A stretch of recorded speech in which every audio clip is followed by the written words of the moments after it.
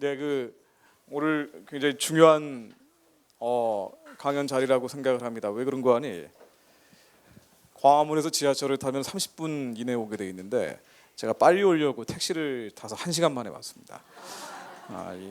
게다가 예수생명교회를 예전에 북한 기도 모임을 이 자리에서 했기 때문에 수십 차례 왔음에도 불구하고 택시를 타고 제가 지나쳐 버렸어요. 이게 물론 밤에 와가지고 그런 것도 있지만 아무리 낮이라고 한참 지나가면서 이게 지나갔다는 생각이 들어서 다시 돌아왔습니다. 그래서 아주 어렵게 왔습니다. 어렵게 온 만큼 방해가 심한 만큼 하나님께서 전하라는 메시지가 분명히 있다라고 저는 확신을 합니다. 제가 오늘 드릴 말씀은 우선 제 소개를 간단히 드리자면 지금은 방송에서 정치평론가나 시사평론가로 주로 활동을 하고 있습니다.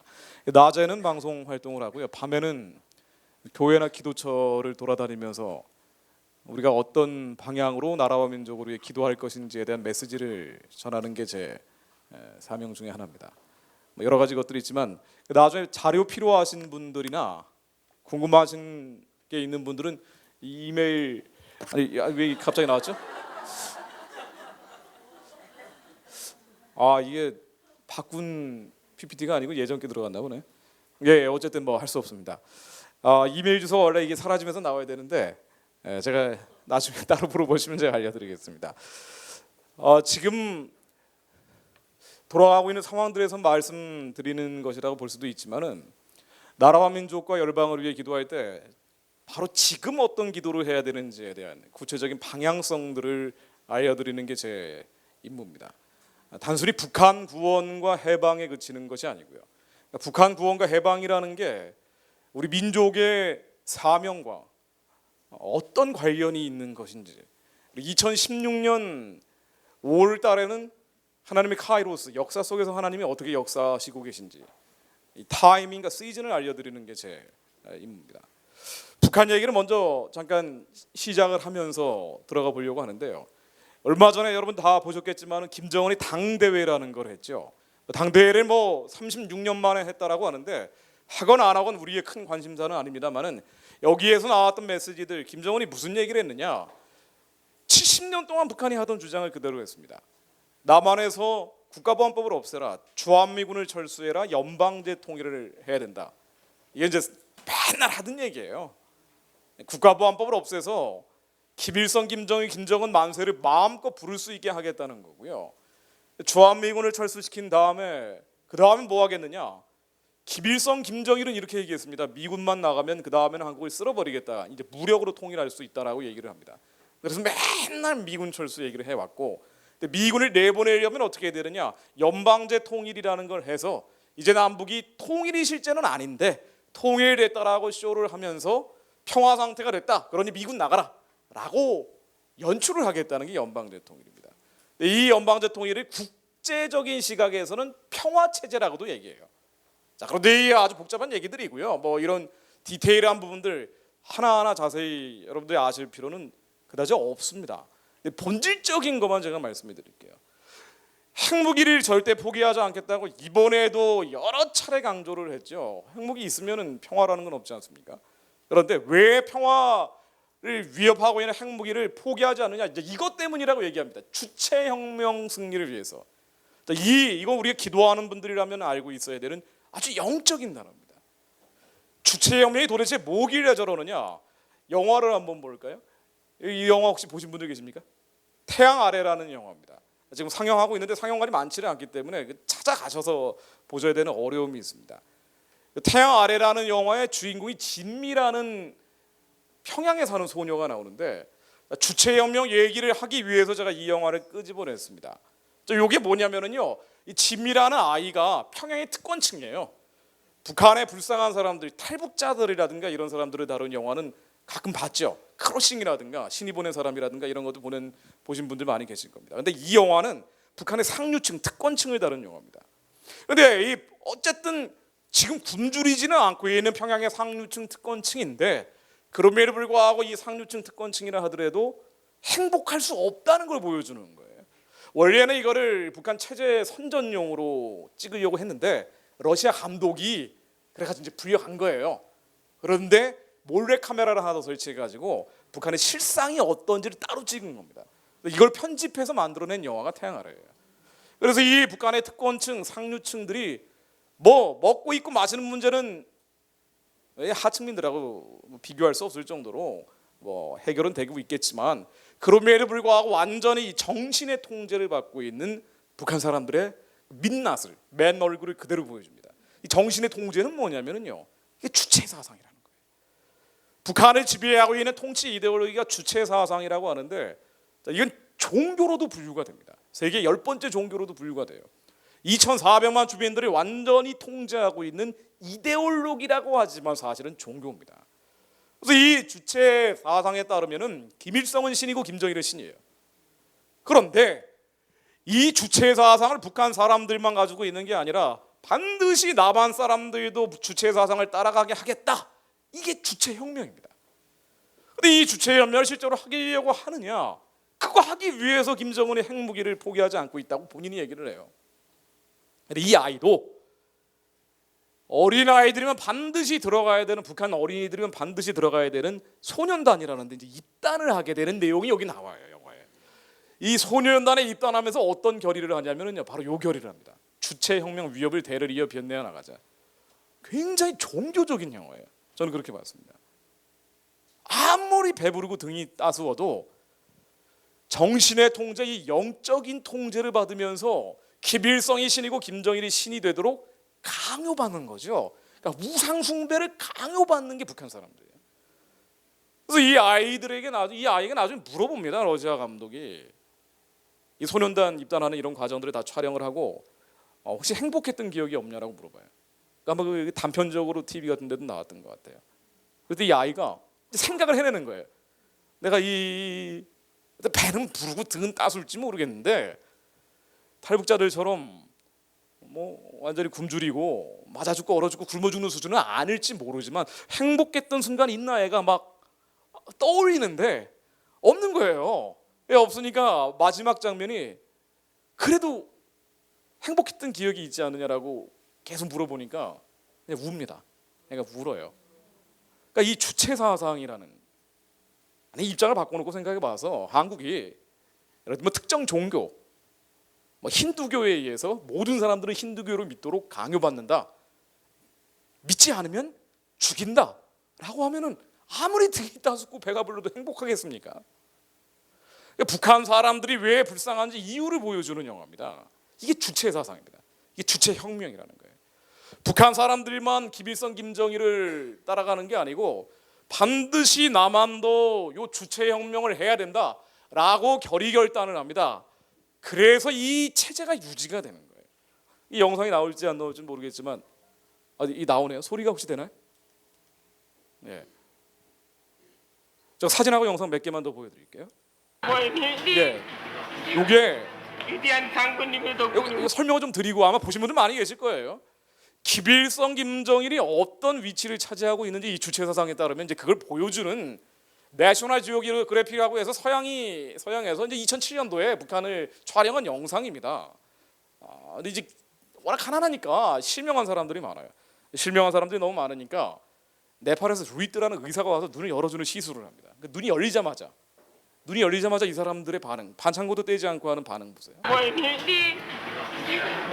위대한 장군님의 덕분이구나. 김일성, 김정일 우리 장군님께 근사를 드려야 한다. 우리 장군님 정말 고맙습니다. 이 자리에서 아버지 장군님께 감사 인사를 드리고 싶습니다. 위대한 영도자 김정일 원수님 정말 고맙습니다. 이렇게 늙은이 어린이 하품이 안아주시니 얼마나 고맙습니까? 아버지 만세. 제가 다 하지 못한 충성과 활성을 우리 아들딸이 다 하도록 하며 우리 장군님을 천세만세 받들어 모시겠다는 것을 굳게 결의한다. 이제 원수들을 이 땅에서 완전히 소멸할 때까지 선에서 총을 든든히 들어주고 이제 침략자들을 철저히 소멸할 것입니다. 저는 테러리오 온 가족들과 함께 충성을 다하겠습니다.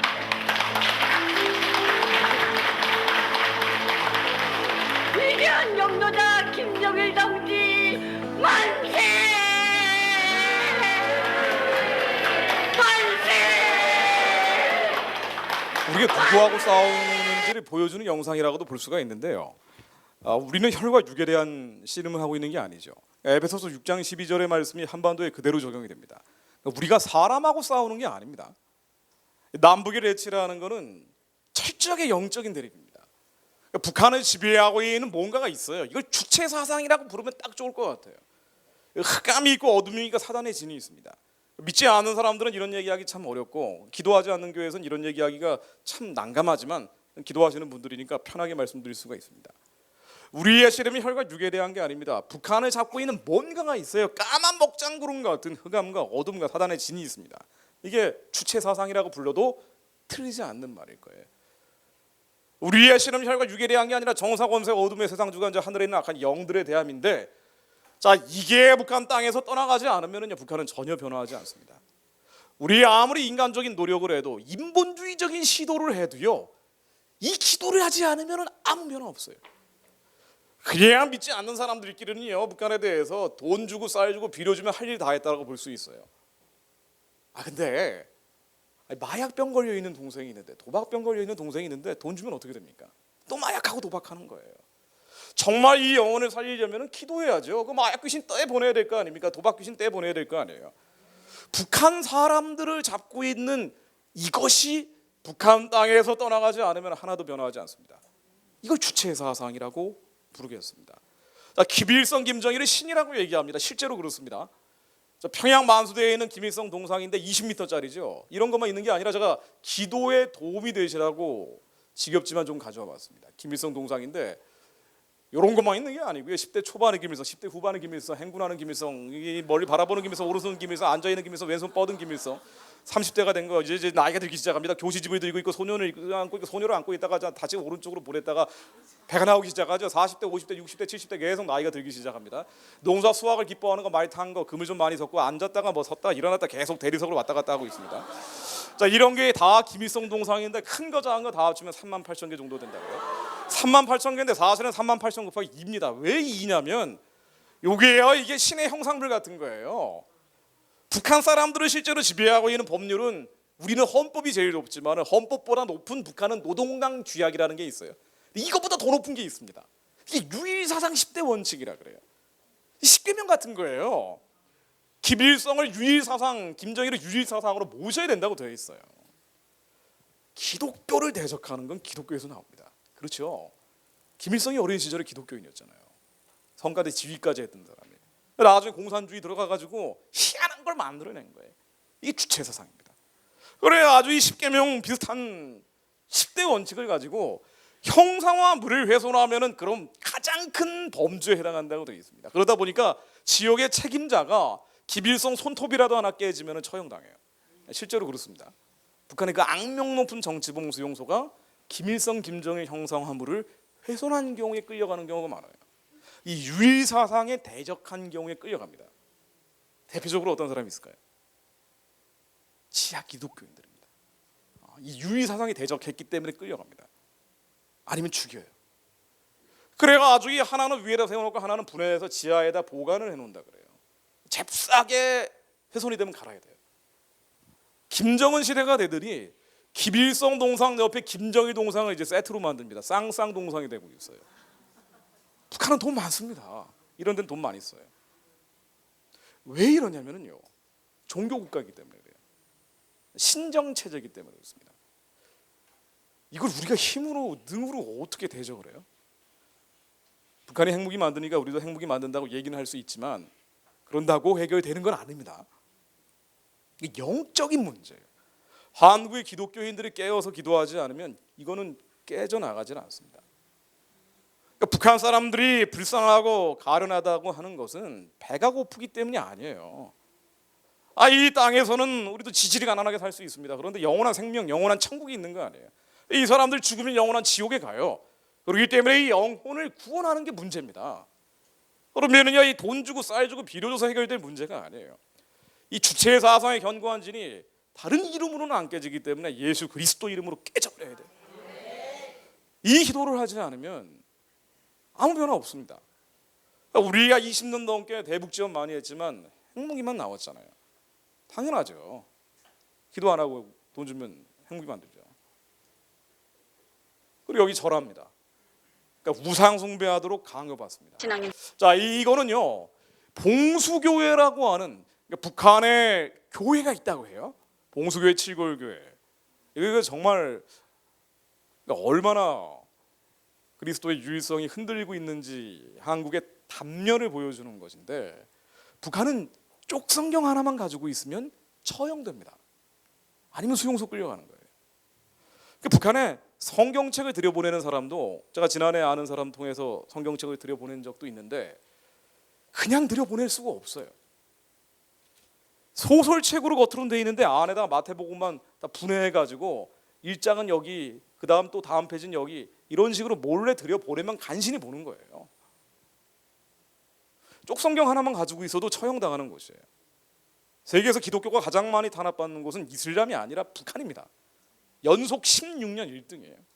자, 그런데 교회를 만들어 놨다고 하면 뭐 하는 교회겠습니까? 이 교회는요, 80년대 주체 사상을 가지고 좀 더 강력하게 만들 필요가 있다고 해서 주체 신학이라는 걸 만들어냈어요. 감히 신학 앞에 주체를 붙였어요.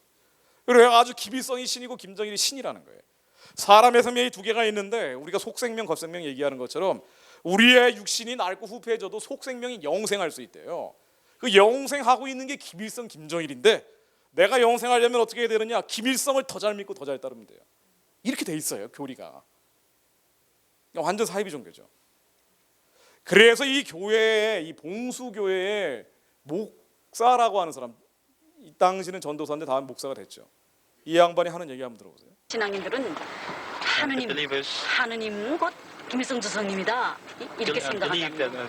하느님을 김일성 주석님을 하느님과 같은 분으로 그야말로 어쨌든 정교인이니까 기독교인이니까 하느님의 집으로 오는데 집으로 와서 나의 마음속에 있는 하느님, 그건 곧 김일성 주석님이다. 이런 마음을 가지고 김일성 주석님을 더 잘 믿고 김일성 주석님을 더 잘 받들겠다는 그런 마음을 가지고. 그러니까 죽은 예수가 다시 태어나는 부활은 안 믿습니까? 그렇습니다. 저는 예수가 죽었기 때문에 다시 태어난다. 이렇게는 그렇게는 믿지 않습니다. 우리 지금 과학의 시대에 사람이 죽었다 다시 산다는 걸 믿을 사람이 없지요. 김일성이 신이라고 얘기합니다. 독재에서 저런 얘기하는 게 아니에요. 한국도 옛날에 독재했어요. 저런 얘기 안 했죠. 그때 교회가 얼마나 부흥을 했습니까? 우리 권위주의 체제라고 얘기해요. 우리는. 여긴 독재인데 이건 신정 체제예요. 종교 국가입니다. 김일성이 신인데 봉수칠골 교회라는 데는 가짜 교회다 진짜 교회다 논란을 할 필요가 없어요. 그냥 김일성 교회입니다. 여러분, 신천지가 이만희 교회인데 그게 교회 이름은 있지만 교회는 아니잖아요. 근데 만일 이 북한의 봉수교회, 칠골교회하고 한국교회가 연합한다 그러면 어떻게 될까요? 근데 한국교회가 공식적으로 연합한다고 했습니다. WCC 부산총회에서.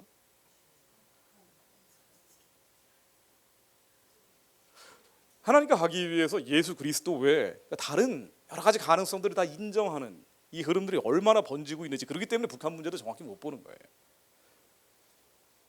만일 이걸 거부하면 어떻게 됩니까? 죽습니다. 거부하면 죽습니다. 공개 처형하는 거죠. 정치범 수용소 못 씁니다. 주체 사상을 거부하면은 생명을 유지할 수가 없어요. 그러니까 우상 숭배가 강요되는데 남과 북의 대치라는 게 70년 동안 이어져 온 게 이건 영적인 전쟁이에요. 이걸 대적할 수 있는 거는 마귀를 멸하시는 그리스도 말고는 절대로 없습니다. 우리가 예수 그리스도 이름으로 북한의 흑암과 어둠과 사단의 진이 깨지라고 해야 돼요. 이거는 정치의 문제가 아닙니다. 북한의 정권이 바뀌고 무너지고 부서지는 것에 대해서 거부감을 느끼는 분들이 굉장히 많아요. 근데 거기까지 이해하고 있는 사람들은 뭐 그렇게 기도하는 거고요. 그렇지 않다 하더라도 한 가지 분명한 거, 제가 김일성 동상 보여드렸죠. 이 가증한 멸망의 우상들 때문에 북한의 정치범 수용소가 만들어졌고요. 이 정치범 수용소 때문에 저 체제가 유지가 되는 거예요.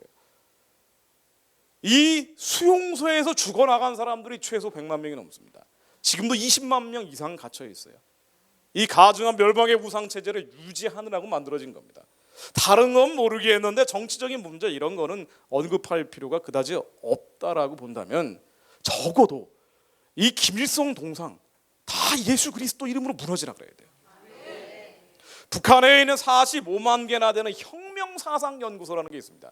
건물마다 제일 좋은 방 비료둑방 천을 깔아가지고요, 김일성을 연구한답시고 하면서 이번에 석고상을 갖다 놓고 거기서 묵상을 해요. 45만 개가 있습니다. 남한의 5만 교회하고 비교할 바가 아니에요. 빛의 토치가 5만 개면 저 어둠의 토치는 45만 개가 있는 거예요. 우리가 정신 안 차리면 그냥 확 밀려오는 겁니다. 그러나 이게 힘과 능의 싸움이 아니기 때문에 우리의 힘으로 능으로 하는 게 아니라 하나님의 신이, 하나님의 영이 임하시는 문제이기 때문에 하나님의 영과 하나님의 신이 저 45만 개 혁명사상 연구소 영적으로 완전히 불태워버리라고 해야 돼요. 하늘에서 벼락이 내려서 김일성 동상 한 50개만 무너지면요, 북한은 무너집니다. 우리가 힘으로 능으로 싸우는 대상이 아니에요. 북한 사람들이 미워서 싫어서 증오해서 이러는 게 아니잖아요. 저 사람들이 살릴 수 있는 길은 저 어둠이 떠나가야 됩니다. 흑암이 떠나가야 돼요. 우리 한 명이 기도할 때는 선포가 잘 안 나옵니다. 같이 모여서 하는 기도는 왜 중요하냐면요, 선포할 수 있어요. 마귀를 멸하시는 예수 그리스도 이름으로 명하노니 북한 체제를 덮고 있는 이 우상 체제는 완전히 무너질지어다. 45만 개 혁명사상 연구소는 다 무너질지어다. 3만 8천 개 김일성 우상들은 완전히 초토화될지어다. 우리가 선포할 때 한국교회가 깨어서 선포하면 무너집니다. 저는 이렇게 생각을 해요. 한 10만 명 정도 시청 앞에 나와서 정확히 방향성을 가지고 허공을 치는 애매한 기도가 아니고요, 사람 살리는 얘기 아닙니까? 한반도의 평화를 위한 기도 아니에요. 근데 막연하게 평화를 달라고 기도하는 게 아니고 북한에 있는 이 3만 8천 김일성 우상들 예수의 이름으로 무너지라고 선포해 보십시오. 아마 그 한 달 안에 통일될 거예요. 근데 우리가 예수가 그리스도임을 확신하지 않기 때문에 그 선포가 잘 안 나오는 것 같아요. 한국교회가 영성을 잃어버렸기 때문인 것 같기도 합니다. 근데 믿으면 돼요. 우리가 어디 10년 동안 산에서 수행하는 게 아니고요. 왜 북한 구원을 하고 북한 해방을 해야 되느냐고. 여기 계신 분들은요, 다 기도하시는 분들이기 때문에 당연히 해야 되는 것이라고 아마 믿고 계실 겁니다.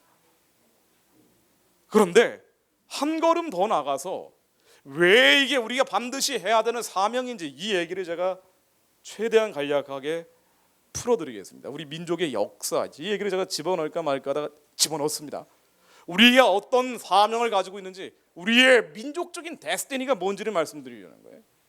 우리는 원래 죄를 많이 지었던 백성들입니다. 여러분들 집안에 할아버지 할머니들 중에 뭐 그때부터 신앙 갖고 있던 분들 많지 않죠? 5,000년 동안 우리는 제사를 했어요. 구슬을 했습니다. 무당들의 천국이에요. 참 이런 민족이 5,000년 동안 사라지지 않은 게 기적이에요. 거란족, 여진족, 말갈족 다 사라졌습니다. 민족은 원래 사라져요. 안에 저 구약에 나오는 수많은 이방 잡족들이 지금 형체가 남아 있습니까? 블레셋 족속이 피에로가 아니에요. DNA상으로 굉장히 다르다 그러죠. 자, 우리가 제사 지내고 굿하면서 얼마나 이걸 많이 했냐면요, 시리아 시대, 고려 시대, 조선 시대 다 마찬가지인데 제가 조선 시대 한번 예를 들어볼게요. 1월 1일에 구정이 시작이 되면은 조선의 왕이 망골예라 그래가지고 저기 명나라 황제 귀신을 불러요. 일종의 그 초빙을 하는 거예요. 그래가지고 옷 입고 막 춤을 춥니다. 이러면서 나라가 시작을 해요. 하도 제사를 많이 지내니까 우리가 알고 있는 종묘사직이나 이런 데가 다 귀신 섬기던 데죠. 춘향대제, 춘향이 귀신 모시던 데고요. 작헌제, 산천제, 선농제, 선잠제, 기우제, 이게 모시는 귀신이 뭐냐? 기우제는 많이 들어봤을 겁니다. 하도 귀신을 많이 불러가지고 제사하고 굿을 많이 하니까 국가 차원에서, 민간은 말할 나위도 없고 국가 차원에서 이걸 하도 많이 하니까 관청을 크게 만들었어요. 장관급으로. 그게 예조입니다.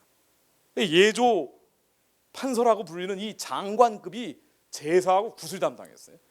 날씨 예보를 하더라도 눈 멀어버린 이 봉사들이 내일 날씨 예측을 잘한다 그래가지고 궁궐에 무당하고 점쟁이들이 상주를 하는데 눈 멀어버린 무당 점쟁이들이 날씨 예보를 했습니다. 조선시대.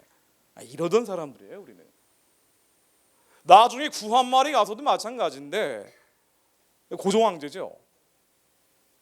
백성들이 전염병에 걸렸다고 하니까 내놓은 대책이요, 별여제라 그래가지고 구술합니다. 아들이 천연두에 걸렸어요. 그랬더니 치료책으로 한 게 4만 달러짜리 4만 달러, 지금 돈으로 따져도 많은 돈인데 한 5천만 원 되는 건데, 이때 4만 달러면은요 어마어마한 돈이에요.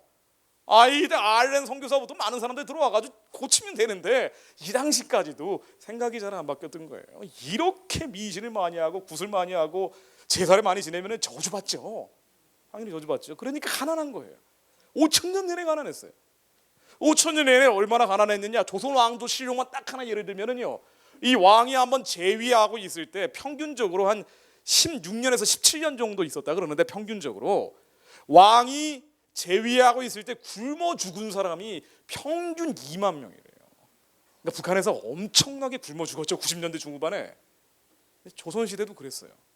근데 북한은 이걸 본격적으로 우상 숭배를 하니까 더 심해진 겁니다. 북한에서 사람이 사람을 잡아먹는 경우도 있었다는 얘기 들어보셨을 거예요. 네, 조선시대도 그랬습니다. 조선 왕조실록에 보면은 가난해서 사람이 사람을 잡아먹는 일들이 기록이 돼 있어요. 얼마나 많이 우상 숭배를 했느냐.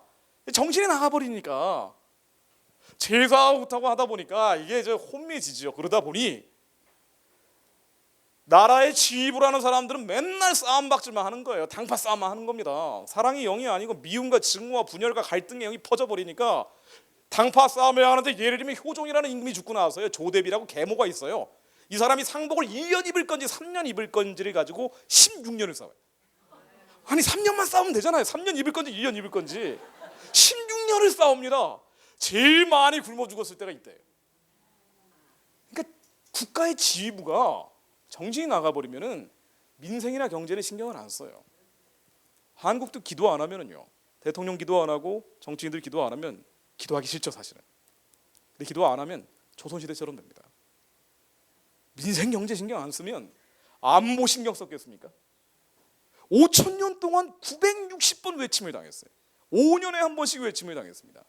지난 대한민국 70년 역사에 6.25 전쟁 이후의 전쟁이 없었어요. 이거 기적입니다. 교회가 있으니까 그나마 지켜진 거예요.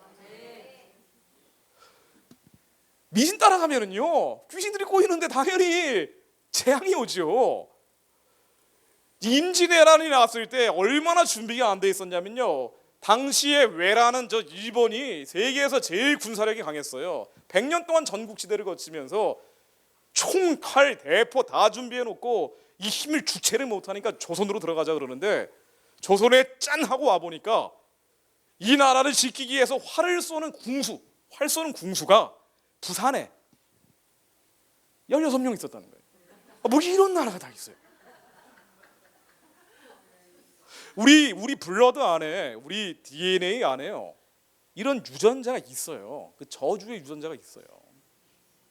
민생 경제 신경 안 쓰고 앞으로 벌어질 문제, 안보나 안전 문제 더더군다나 신경 안 쓰고, 북한이 핵무기를 만들든 말든 난 몰라, so what, 이게 있어요. 우리가 당연한 거라고 우리는 넘어가 버리지만 예전부터 있었던 겁니다.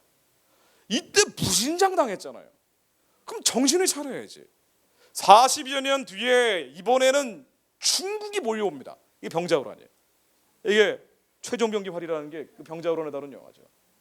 이때는 준비를 좀 해야 되는데, 새로 청나라라는 나라가 나타나가지고 우리가 외교를 제대로 안 하면 너희를 가만 안 놔둔다고 청나라 황제가 박살을 내놓겠다고 그랬는데도 불구하고 우리는 담대하게 아무 준비도 안 했어요. 2년 내내 아무 준비 안 하다가 계속 경고 사인을 보냅니다. 야, 너희를 우리 말 안 들으면 우리가 들어갈 거야. 근데 이 당파 싸움 하느라고 지금도 얼마나 여당 야당 싸웁니까? 나라가 망하는지 모르고 싸우고 있어요. 국민들은 먹고 살기 아프다고 피눈물이 나는데, 무슨 총선 앞두고 뭐 당 대표가 옥새 들고 도망가 버리고. 조선시대 그랬어요. 이렇게 싸우니까 아무런 준비를 안 했습니다. 나중에 누가 피를 흘리게 됩니까? 백성들이죠. 청나라가 내려와가지고 60만 명을 데리고 가는 거예요. 다 노예로 끌고 가는 겁니다. 하도 삐약한 사람들이 맨날 펑펑 우니까 특히나 여자들이 말이에요. 너무 우는 애들은 죽기 직전이라 다시 고향으로 돌려보낸 사람들이 있어요. 그랬더니 어떻게 합니까? 안 받아주죠.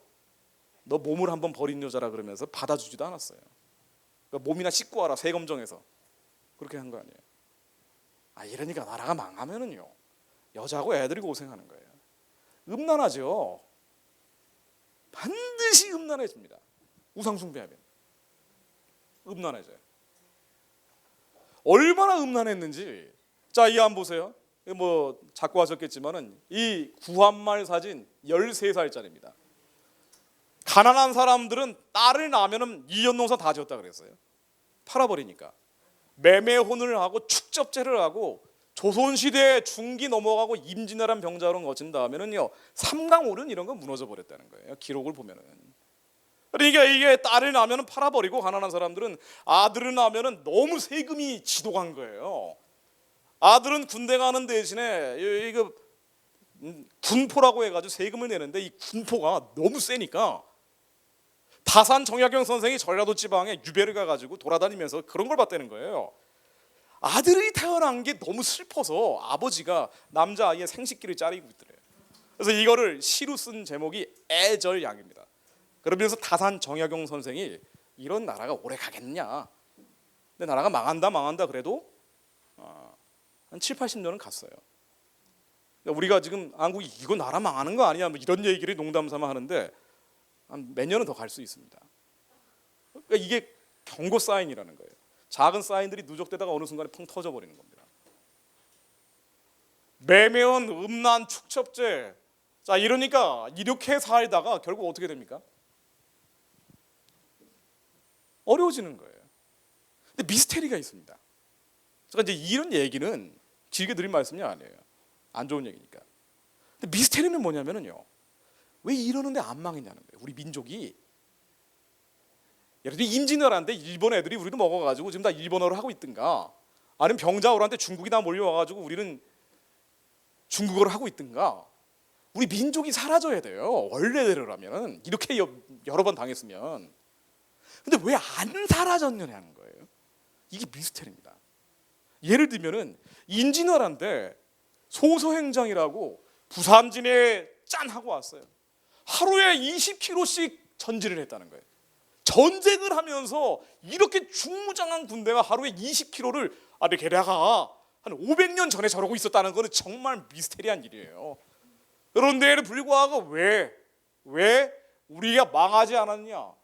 예를 들면은요, 파죽지세를 올라가면서 평양 땅에 한 6개월 정도 소서행장 부대가 아무것도 안 하고 그냥 머물러 버려요.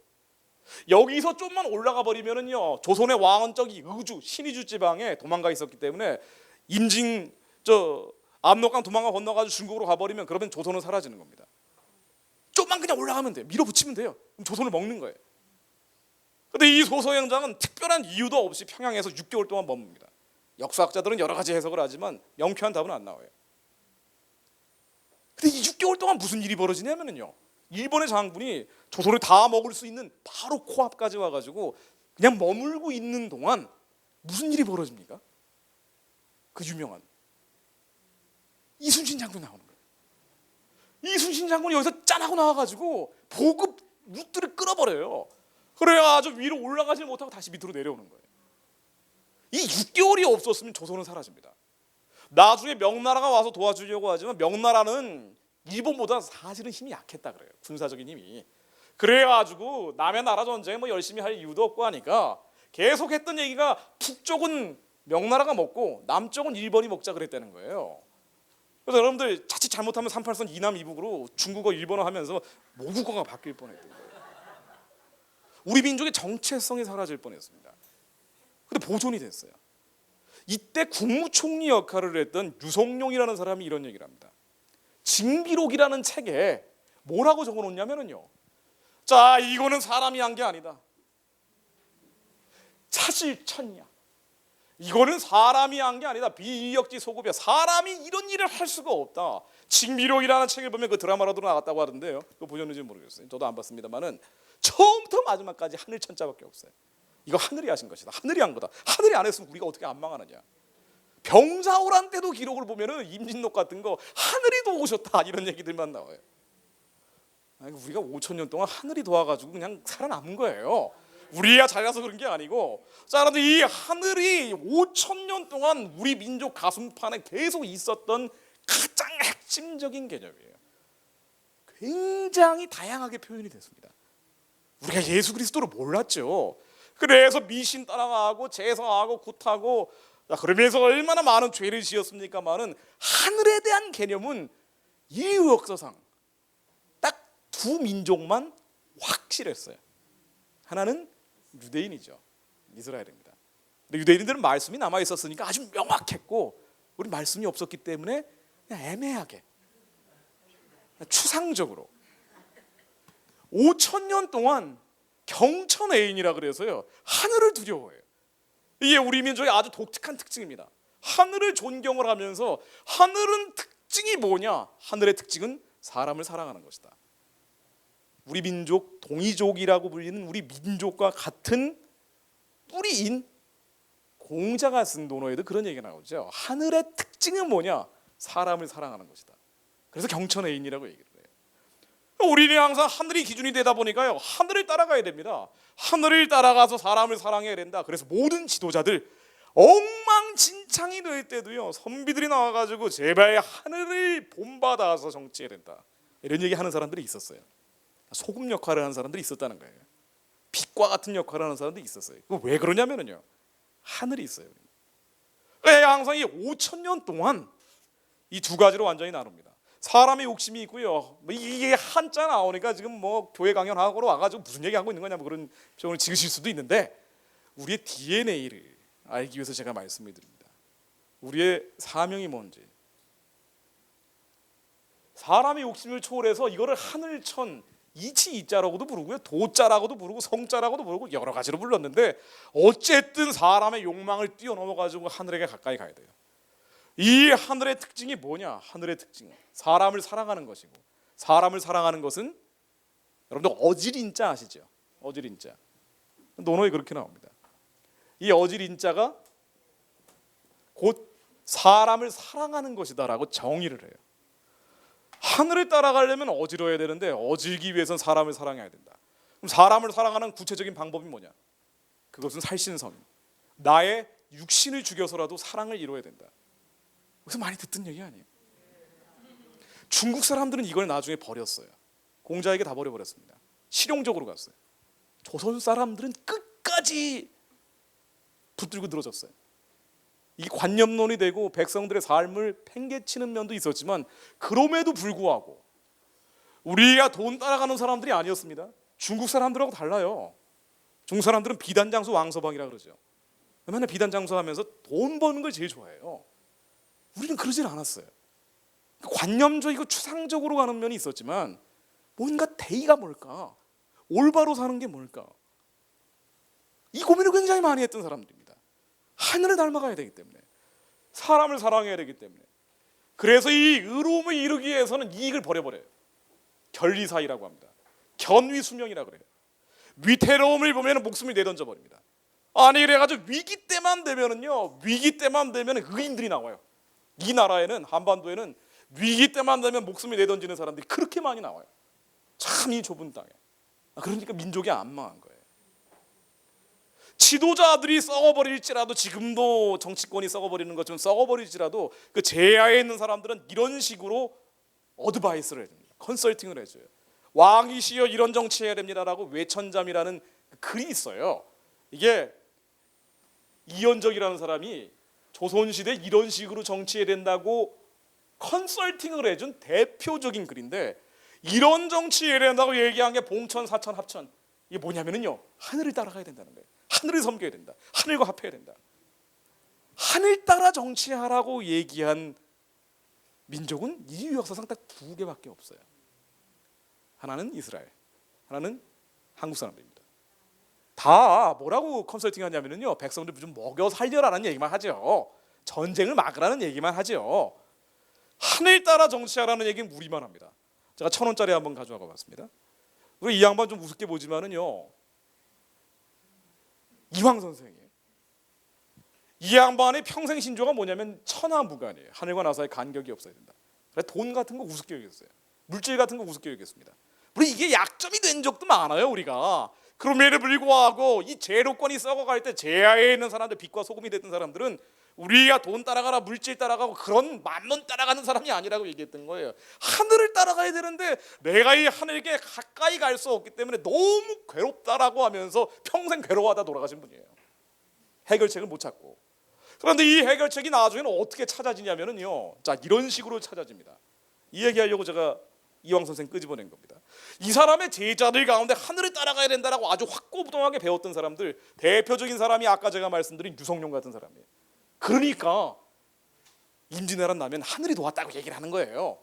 그래가지고 이 유성룡 같은 사람이 발굴해낸 인재가 바로 이순신이죠. 이순신이 왜 살신성인을 하냐면요, 이 사람도 그렇게 배웠어요. 돈 따라가고 물질 따라가는 게 아니라 하늘을 따라가야 된다라고 배웠어요. 그러니까 명량이라는 영화 보면 그 아들하고 대화하는 장면이 나와요. 왜 승산도 없는 싸움에 끼어드십니까? 아들이 뭐라 그러니까 그 이순신이 뭐라고 얘기한지 혹시 기억나십니까? 백성은야, 우리가 목숨 걸어서 지켜야 되는 대상이야. 우리가 그래야지 하늘을 따라가는 그런 사람들이 되지라고 막 해요. 무슨 말도 안 되는 얘기는 같은데 하여튼 조선시대는 그게 말이 됐다는 얘기예요. 그게. 원래 그랬습니다. 이 제자들 중에요, 경기도 쪽에 실학이라는 거 들어보셨죠? 이기라는 사람이에요. 하늘을 따라가는데 백성을 위하기 위해서 뭔가 실용적인 학문이 필요하다 그래서 실학을 만들어내요, 이황의 제자들이. 그리고 이 제자들 가운데 나중에는 다산 정약용 계열로 이어지는데요, 이 제자들 가운데 성호 좌파, 성호 우파라는 그 양쪽 파벌로 갈라지는데, 자, 이 사람들 중에요, 이황의 제자들 가운데 아주 레디컬한 사람들이 있었어요. 하늘을 닮아가야 되는데 길이 없어요.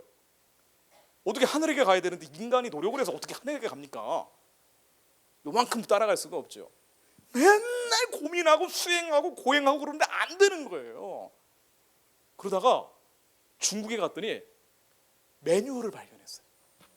하늘에게 가기 위해서 예수 그리스도가 있다는 거예요. 이게 아주 세계 인류 역사상 유일하게 스스로 복음을 받아들인 사람들이 바로 이황의 제자들이에요. 이 사람들을 이제 나중에 서학파라고도 부르죠. 이게 바로 이황의 제자들이에요. 그러니까 이런 우리 5,000년의 경천 애인의 역사 속에서 나오는 거예요. 이 사람들이 이벽, 권철신, 이승훈, 정약정, 이 정약정의 동생들이죠. 이간, 이런 사람들 나중에 순교하는 사람들도 나오고요. 그 다음에 선교사들이 와가지고 복음을 전하는데, 이게 하늘을 따라가려고 하던 사람들이 워낙 많으니까 이건 마른 장작에 불 붙는 것처럼 확 붙어버리더라 이거예요. 우리가 워낙 가난하고 굶주리고 어렵게 사는 것도 있지만은요, 우리 역사 속에 하나님이 뭔가 쓸만한 부분이 있었다는 거예요. 미신 따라가면서 찌질이든 못난 모질이처럼 산 것만은 아니라는 얘기입니다. 나중에요, 이 제자들 가운데 영남 지방에 있던 이황의 제자들은요, 하늘을 따라가야 되는데 일제 시대가 되니까 일본 놈들 하는 꼬락서니가 도대체 사람 같지가 않은 거예요. 그래가지고 전답 다 팔아버리고 안동 지역에 있던 이황의 제자들은 만주로 갑니다. 만주의 자치정부를 만들어요. 독립운동을 하는 결정적 도화선을 만들어냅니다. 그래서 이 양반들하고 연결된 게 나중에 김구 선생 같은 사람이에요. 우리 민족의 정통성과 연결이 됩니다. 또 하나의 흐름, 이런 서학이라고 해서 이제 예수가 그리스도인 걸 알게 됐어요. 방황할 필요가 없습니다. 하늘에게 가야 되는데 나 인간적인 수행 열심히 해봐서 안 돼. 그렇지, 안 되죠. 고행도 엄청나게 해도 안 돼. 그런데 예수 그리스도를 통해서 갈 수 있는 길을 알게 된 거예요. 더 이상 흔들릴 필요가 없어요. 이 흐름과 연결되어 있는 게 나중에 대한민국 건국 대통령이 되는 이승만 같은 사람입니다. 그러니까 우리가 대한민국이 그냥 만들어진 나라가 아니라는 거 말씀드리는 거예요.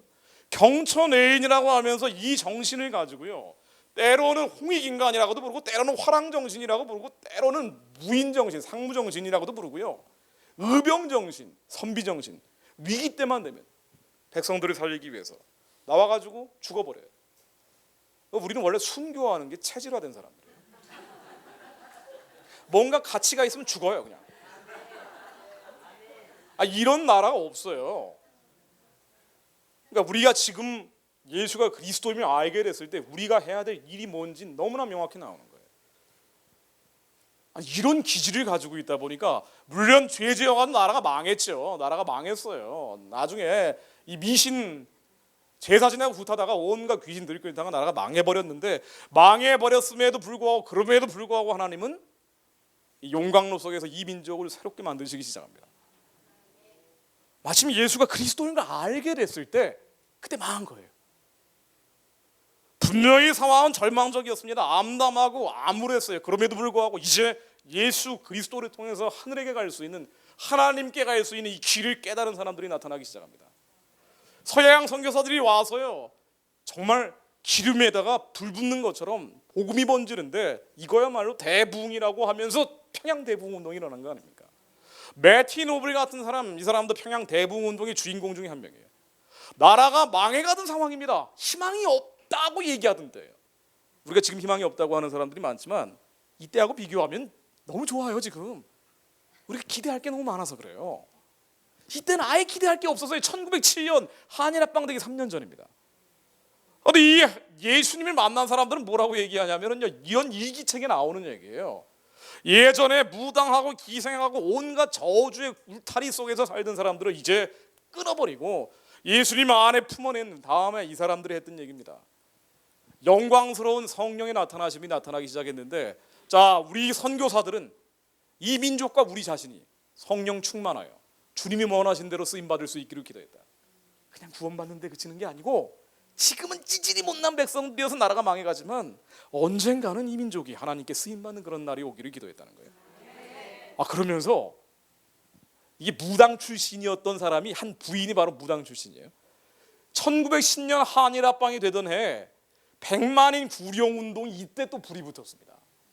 우리 아버는 겉에 보이는 이 나라가 망해가는 모습과 속에서 하나님의 나라가 왕성하는 것과는 전혀 다른 거예요. 이 부인이 얘기하기를, 오고 있어요. 100만인이 오고 있습니다. 너무 행복합니다.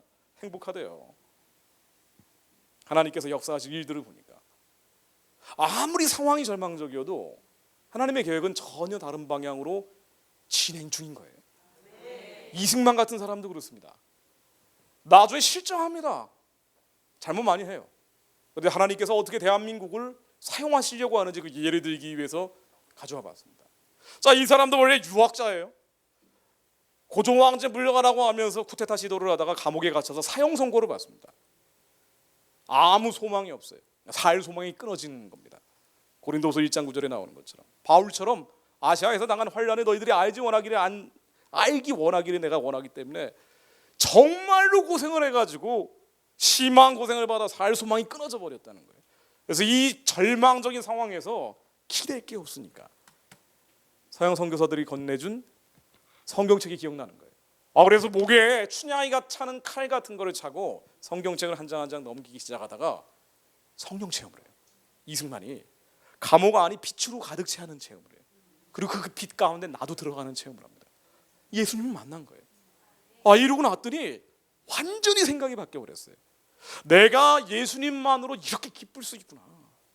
여호와는 나의 목자시니 내게 부족함이 없으리로다. 내가 아무리 사망의 음침한 골짜기를 걸어갈지라도 내가 여호와 한 분만 있으면은, 내 심령 가운데 예수 그리스도 한 분만 계시면은, 그러면은 나는 정말로 행복해. 다윗의 고백이 나온 거예요.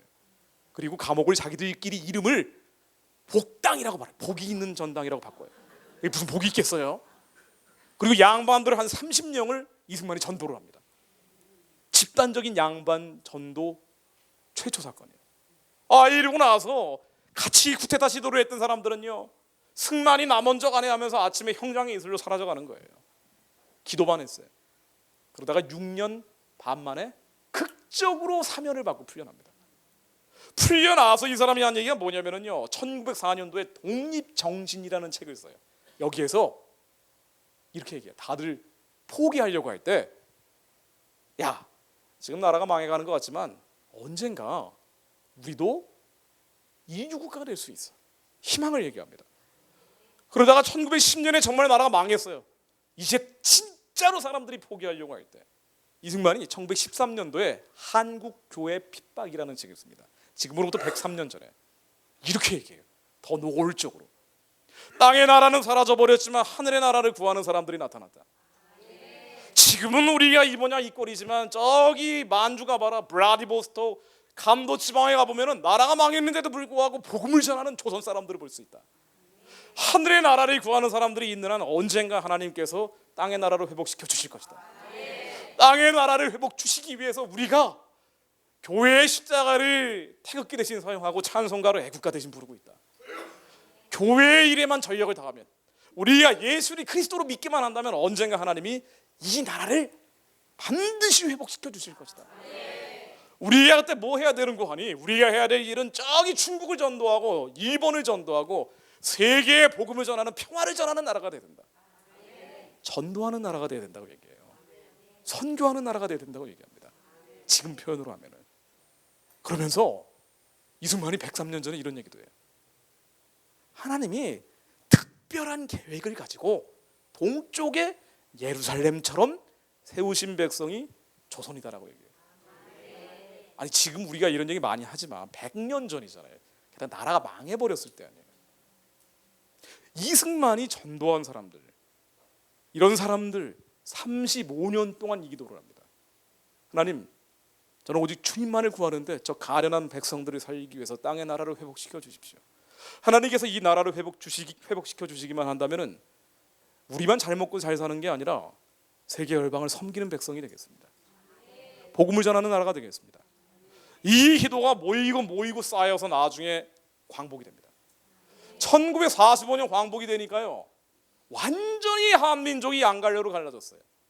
하나님 없다는 사람들은요 잔뜩 북한으로 올라갑니다. 일제시대 하나님이 어디 있어? 그럼 우리가 이런 고생을 했겠어? 라고 하면서 그 깊은 뜻을 몰랐던 사람들은 사회주의자, 공산주의자, 유물론자들이죠. 똑똑하고 동경유학 갔다 온 사람들은 잔뜩 북한으로 올라갔어요. 그러나 하나님, 예수님, 성령님 믿는 사람들은 남쪽으로 내려옵니다. 이 민족이 반으로 갈라진 거예요.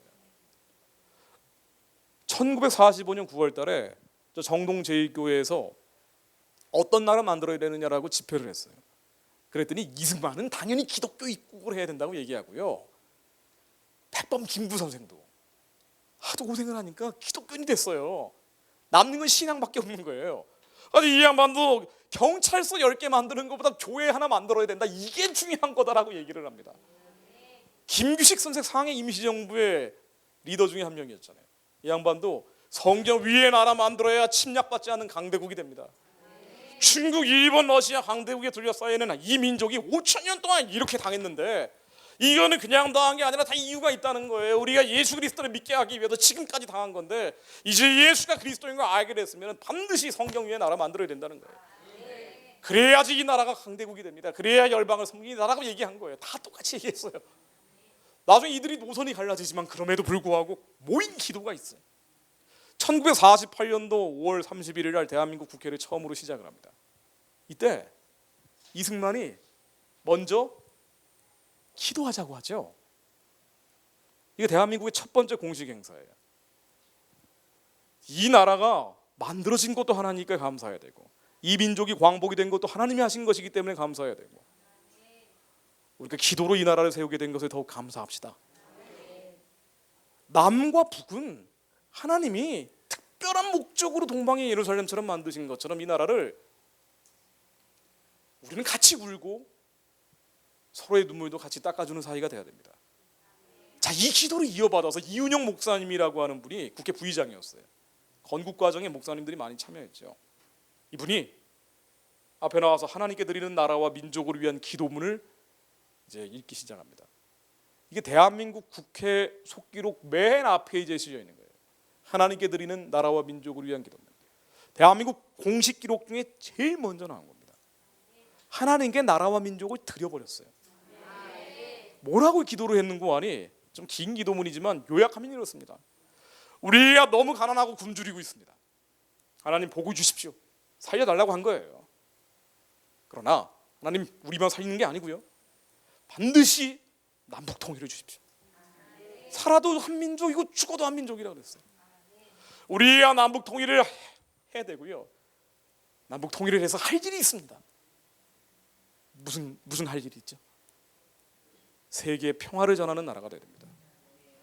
그냥 만들어진 나라가 아니고요, 100여 년 전에 기도했던 그 기도가 모이고 쌓여서 세계의 평화를 전하는 나라, 여호와 샬롬을 전하는 나라, 복음을 전하는 나라,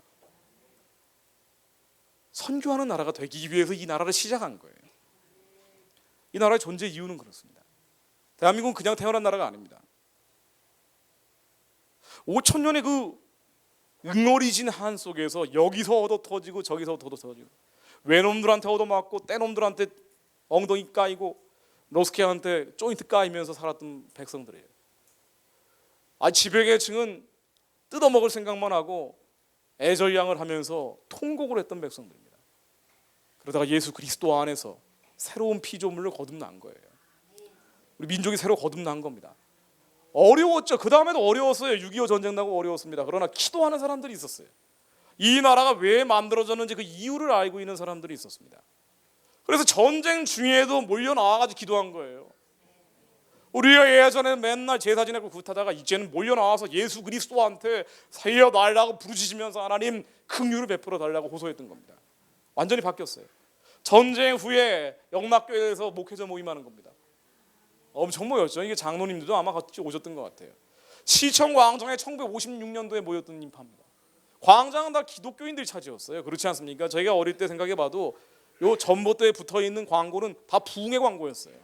그렇죠. 부흥회였죠. 모이면 부흥회. 73년도 빌리그레암 집합니다. 엄청나게 모였죠. 그 이듬해 엑스플로러가 여의도 광장에서 무려 일주일 동안 650만 명이 오게 돼요.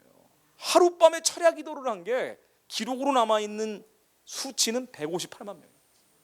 158만 명이 하나님한테 은혜를 구했으니 이때 독재로 갈 수가 없는 거예요. 막 북한처럼 막 나가질 수가 없는 거예요. 나라 민족으로 해서 기도하고 있는데 선을 넘지는 않았던 겁니다. 북한처럼 가지 않았던 거예요. 이 거의 마지막에 된 게 94년도 6.25 집회입니다. 이것 이후에 국가재단이 없어졌어요. 사실은 이게 참 안타까운 일입니다. 산기도가 중단됐죠. 이거를 김영삼 대통령이 하신 거예요. 안타깝고 잘 모르셨겠죠 아마. 삼각산 기도를 하면은 주말 같은 때는 뭐 몇만 명 단위로 전체 산에 모였다고 하시던데, 그렇게 증언을 하시던데 국립공원으로 만들면서 기도 못하게 만들어버렸죠. 여의도 광장을 없애버렸습니다. 근데 이게 거의 마지막인데 94년도 6.25 집회 이게 왜 모였냐면은요, 북한에 핵무기 만든다고 하니까 다들 몰려 나온 거예요. 이 나라 살려달라고. 이 나라는 그냥 만들어진 나라가 아닌데 반드시 북한 동족들을 해방하고 구원하고 7,500만 이 민족이 세계 선교하기 위해서 만들어진 그런 나라인데, 사명을 가진 백성들인데, 아니 그런데 핵무기 때문에 저 핵무기 만든 북한 정권은 완전히 악신들이어서 엉뚱한 일들을 벌이고 있는 것인데, 하나님 저들이 회개하게 해주십시오. 이 기도한 거예요. 하나님 회개하지 않으면 차라리 데려가 주세요. 이 기도도 나왔대요. 차라리 데려가 주세요. 어떤 일이 벌어진지 아십니까? 보름 있다가 김일성이 죽었죠. 네, 실제로 죽었습니다. 영계에서 풀면 하늘에서 풀면 다 땅에서 풀게 되어 있습니다. 우리 한국의 위기가 뭐든지 안에 북핵의 위기든 아니면은 미사일 탄도 미사일을 한국에 날린다고 하든 아니면은 경제적인 불황이든 간에 모여서 부르짖으면 하나님이 들으세요. 우리 민족의 역사가 있기 때문에, 우리가 사명이 있기 때문에 하나님은 버리시기 아까운 거예요. 망하려면은요, 예전에 임진왜란 때 망했을 거예요. 여진족, 거란족, 말갈족하고 같이 역사책에서 사라졌을 겁니다. 그렇지 않은 이유는 쓸데가 있는 거예요. 우리는 자랑할 게 없어요. 자랑할 게 없는 백성들이에요. 그러니까 쓸모가 있어요. 우리가 잘났다고 할 수가 없습니다. 우리 민족의 데스티니가 있습니다. 저는 있다고 봅니다. 우리가 가야 될 길이 있어요. 정확히 가야 될 길이 있습니다. 우리의 한순이 북한 사람들이 불쌍하고 가련해서 그 사람들을 살려내야 된다. 맞죠? 그런데 여기서 그치는 게 아니에요. 살려낸 다음엔 뭐 할 겁니까? 살려낸 다음에는 선교하는 나라가 되는 거예요. 어두운 시절이 될수록, 깜깜해질수록 우리의 사명은 더 깊어집니다. 그런데 만약 우리가 이 시간을 놓쳐버리면 어떻게 되는 거 아니에요? 굉장히 어려워질 거예요. 시간을 놓치면. 중요한 건 시간입니다. 하나님이 반드시 가야 될 길이 있다라고 저 요단강 건너 적과 꿀이 흐르는 땅으로 가라고 했는데, 복음 통일된 선교 왕국으로 가라고 했는데, 만약 우리가 이 시간을 놓쳐버리고 광야에서 떼굴떼굴 놀고 있으면 어떻게 될까요? 만나가 끊겨요. 매출하기가 떨어집니다. 한국은 경제적으로 어려워집니다. 한국의 경제적인 어려움은요, 제가 뭐 세상에선 이런 얘기하고 돌아다니는 사람이지만 그냥 결론만 말씀드릴게요. 한국의 장기적인 불황이든 청년 실업이든 왜 이 문제가 생기는 거 아니에요. 남한에선 못 풉니다. 북한 사람들을 살려내야 한국도 삽니다.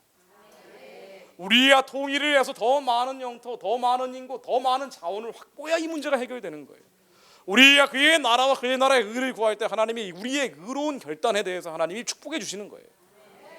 만일 한국이 통일로 가지 않으면요, 북한의 이 영적 진들을 무너뜨리지 않으면 그러면 한국은 어려워집니다. 국가 채무가 1284조로 넘어갔어요.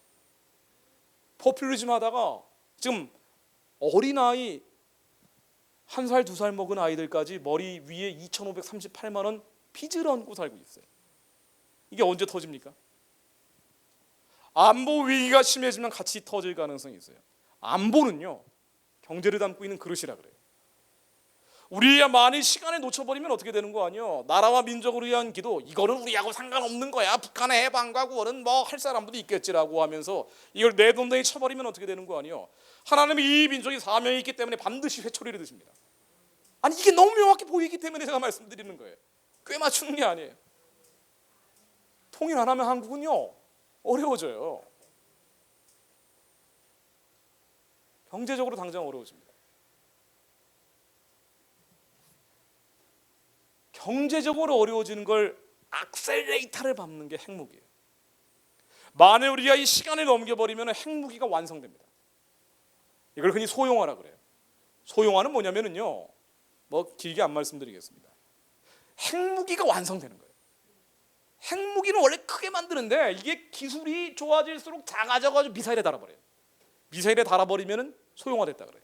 완성됐다 그래요. 북한의 미사일이 세계에서 6번째 수준이에요. 만일 핵무기를 작게 해가지고 미사일에 달아버렸다, 북한은 소용화했다고 주장을 합니다. 그런데 아직은 국제사회에서 인식은 안 하고 있어요. 언제 그럼 진짜 완성됐다고 다들 고개를 끄덕이게 되느냐? 앞으로 한 3년 남았다고 합니다. 그럼 완성되면 어떻게 되는 거 아니요? 한국은 절대로 선진국으로 못 갑니다. 그러니까 평화가 위협받는 것은 말할 나위도 없고 떨어뜨리면 당장 1000만 명이 죽는다 그러니까. 근데 이런 공포 속에서 북한이 이제 작은 전쟁을 일으켜 나가요. DMZ에서 괜히 총질을 한단 말이에요. 지뢰 도박을 일으켜요. 제2의 천안함 사건을 일으켜요. 제2의 연평도 도발을 하는 거예요.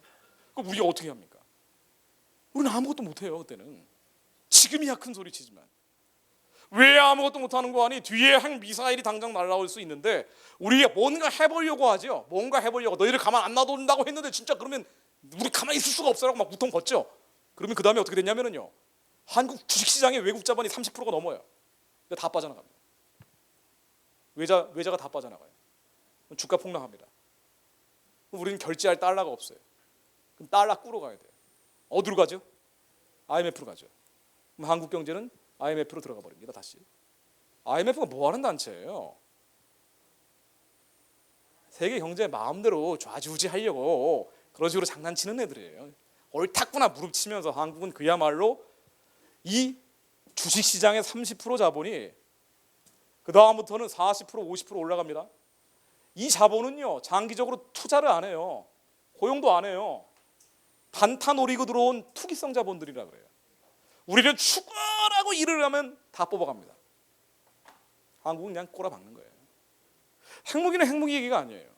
경제 얘기입니다. 여기서 그칩니까? 아닙니다. 우리야 경제 위기, 안보 위기가 터지면은요, 영적인 위기도 같이 몰려옵니다. 왜 이러냐면 이거 예를 들면 한두 끝도 없어요. 왜냐면 사명이 있는데 사명을 이행하지 않으면은요, 하나님은 가만 안 놔둔다니까요. 영적인 위기가 옵니다. 전 세계에서 동성애 차별금지법을 가지고 제가 자세히 말씀드릴 필요도 없죠. 얼마나 교회를 흔들어댑니까? 일남 일녀가 결혼하는 게 결혼인데 이게 무너져버리고 차별금지법이 한국이 통과가 됐다. 이번 국회에서 통과되느냐 안 통과되느냐가 그야말로 지금 기로에 서 있잖아요. 한국이. 반기문 씨는 무조건 그런 거 해야 된다고 얘기하고 있고, 서울시장 하시는 박원순 씨도 아시아 최초 동성 결혼 합법 국가가 된다고 얘기를 하고 있고, 한국의 지도자들이 이러고 있는데 정말 이 차별금지법 통과돼 버리면 그 다음부터는 일남 일녀가 결혼하는 게 아니고요, 다양한 결혼이 허용이 돼요. 일부 다처제가 허용이 됩니다. 미국에서 벌어지는 일들이에요. 4명 부인 데리고 사는 코디 브라운입니다. 자, 이 두 여성이 결혼해서 살고 있다가 아이가 필요해가지고 남자를 끼어들었어요. 피닉스 부처입니다. 희한한 가족이 됐어요. 이어 결혼하는 게 끊어져 버리면은요, 그 다음부터는 어떻게 됩니까? 이거 저 짐승하고 매춘하는 거 유럽에서 난리죠 지금. 못 막아요 이제 이런 거. 아니 이게 파생될 문제들을 한번 생각해 보자고요. 성경에서 나오는 하지 말라는 이 율법이 무너져 버리면 교회는 치명타입니다. 한국 교회는 치명타예요. 경제가 무너지고 안보가 박살나고 영적으로 이런 범람이 여기서 그치는 게 아니고 이슬람이 몰려오죠. 이것도 뭐 자세히 말씀드릴 필요는 없지만 어쨌든 공식적으로 나온 거 하나만 말씀드릴게요. OIC라고 이슬람 공식 기구에서 2020년까지 한국 무슬림화 하겠다. 너무 텃밭이 좋다는 거예요. 한국의 외국인 노동자들이 170만 있는데 20만 무슬림이라고 하죠. 많이 잡으면.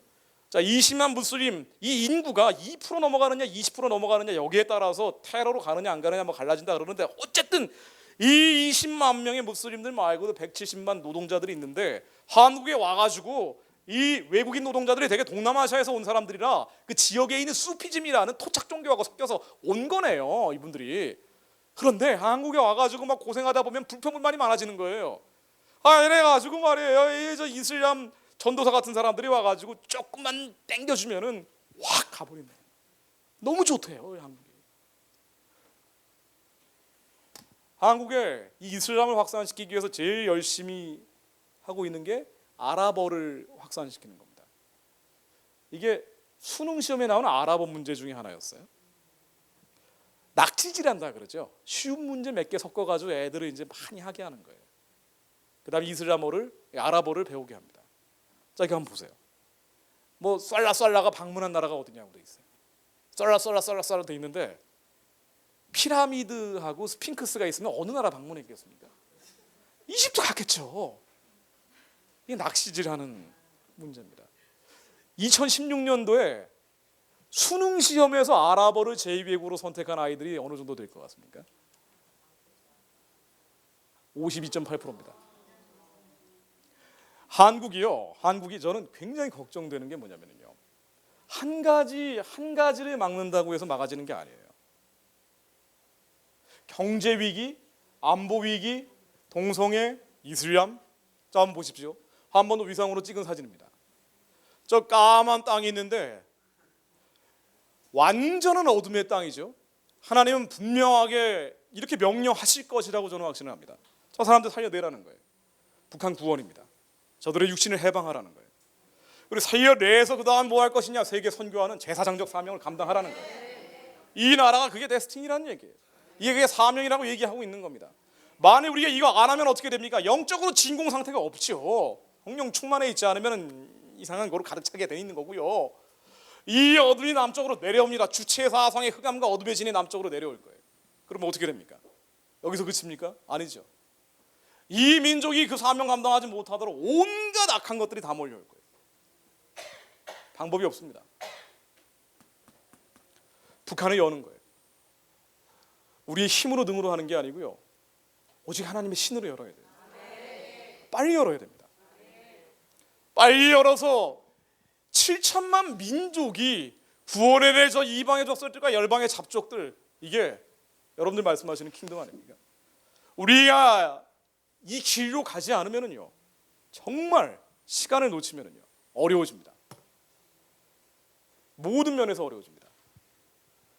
마지막 때로 갈수록 이 사명은 더욱더 중요해질 거예요. 그래서 하나님이 이 나라를 버리시지 않는다고 저는 믿습니다. 우리가 괜히 광야에서 40년 고생하기 전에 가야 돼요. 곧장 가야지 돌아가면 안 된다는 거예요. 분명하게 제가 다니엘서 11, 31, 33절 잠깐 말씀드리면서 이제 마무리 짓는 방향으로 가겠습니다.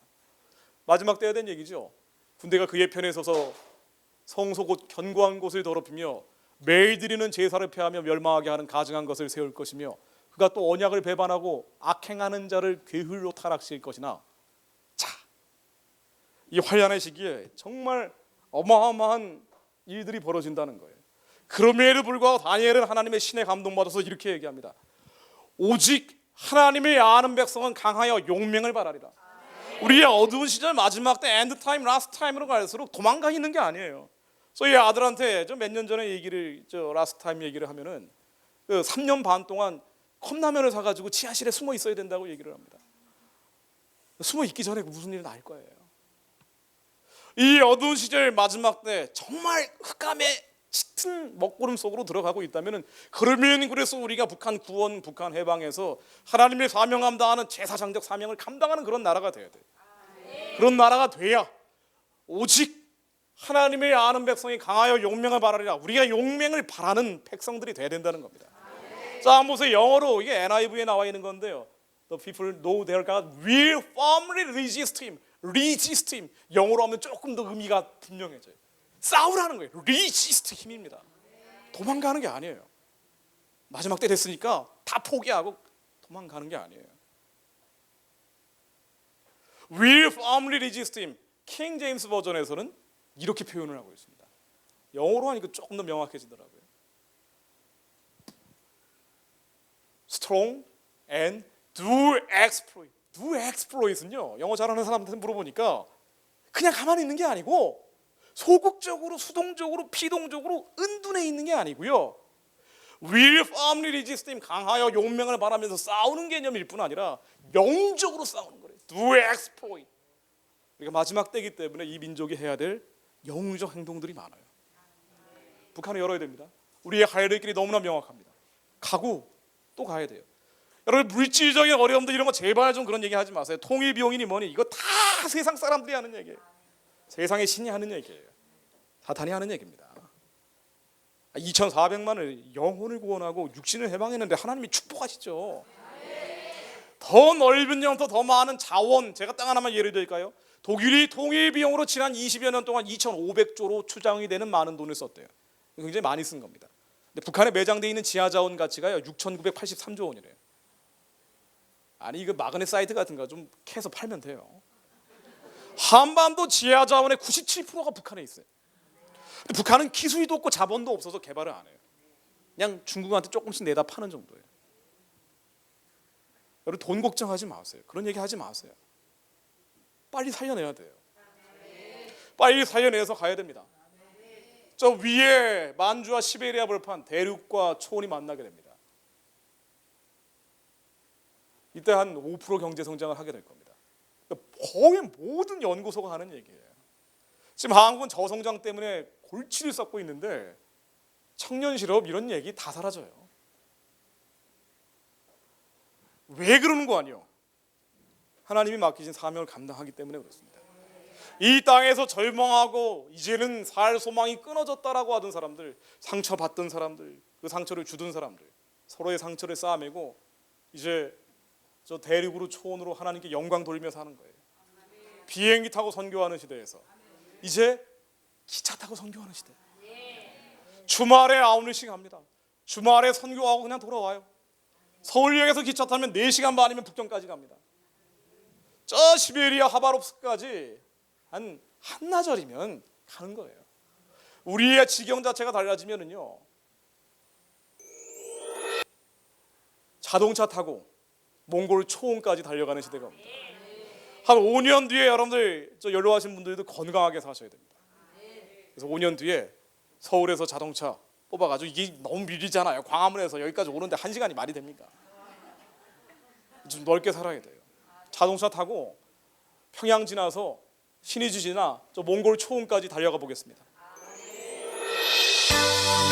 여러분들 이 안에 타고 있다고 상상해요. 그렇게 살아야 돼요. 하나님이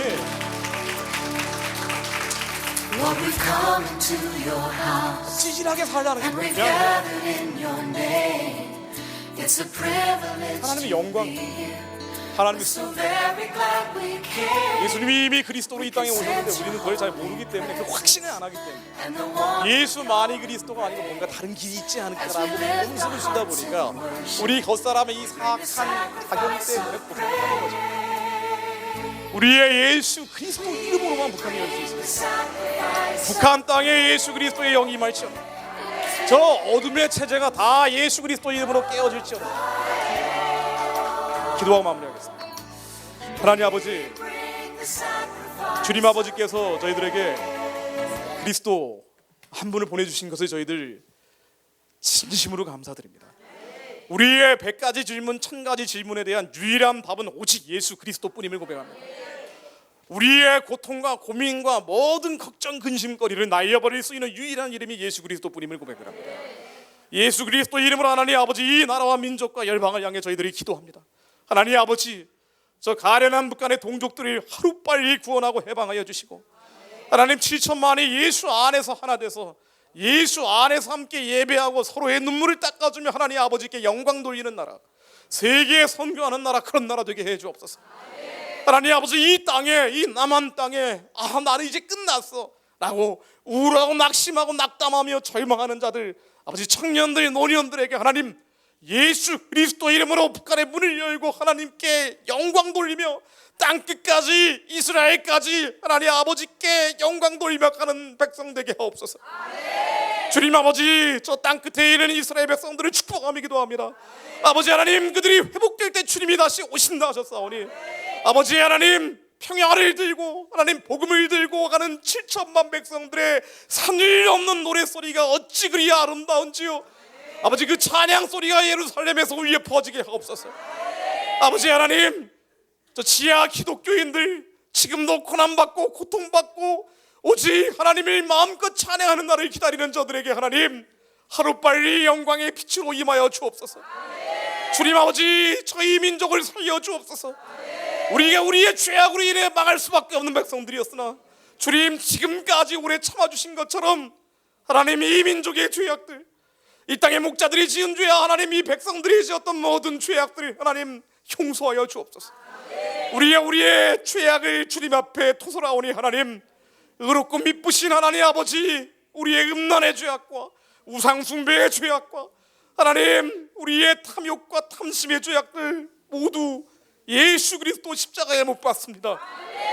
회개의 불이 이 땅의 교회에 붙게 하시고 아버지 전국의 교회에 들불처럼 먼저 나가게 하옵소서. 우리 옛 사람이 얼마나 사랑이 없었든지 하나님 우리의 미움과 증오와 시기와 질투와 이 원망의 마음들 하나님 예수의 불로 다 태워주옵소서. 하나님 아버지, 북한의 저 가련한 백성들을 향해 저희들이 선포하며 기도합니다.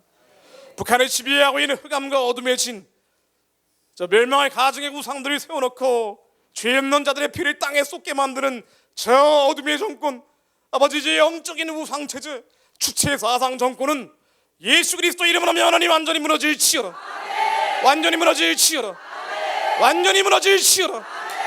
완전히 무너질지어다. 나사렛 예수 그리스도 이름으로 하나님 북한에 있는 38,000 기밀성 우상들은 무너질지어다. 북한의 해방과 구원을 위해 주여 3차 기도하시겠습니다. 주여, 주여, 주여.